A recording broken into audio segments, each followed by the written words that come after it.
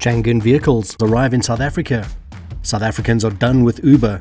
SA to re-establish rail as the backbone of people and goods transport. BMW M2 333i Homage Edition unveiled. This is All Things Motoring News, powered by South Africa's #1 vehicle buying service, We Buy Cars.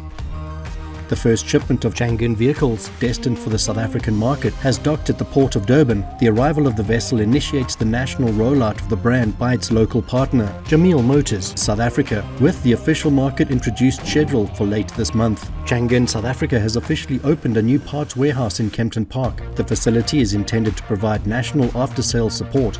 Uber is facing significant challenges in South Africa, with customers frustrated by disrespectful and dangerous drivers, overcharging, shoddy vehicles, and drivers cancelling trips. The ride-hailing service has operated in South Africa since 2013, and it was a major hit at launch. However, customers are now reporting that service levels have deteriorated dramatically. The first major change is that e-hailing drivers must now obtain operating licenses. This will ensure that the services remain authorized and safe, the Department of Transport said. South Africa's railway system has seen significant decline in recent years due to factors such as corruption and mismanagement of infrastructure. But Transport Minister Barbara Creecy says significant progress is being made in turning the situation around.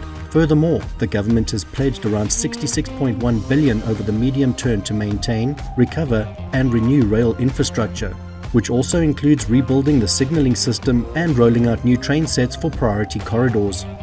Paying tribute to the iconic 333i, BMW South Africa has announced the introduction of the M2 333i Homage Edition. Limited to just 33 units, the 333i Homage Edition will exclusively be sold via an online auction, which is scheduled to take place on 21st of October 2025.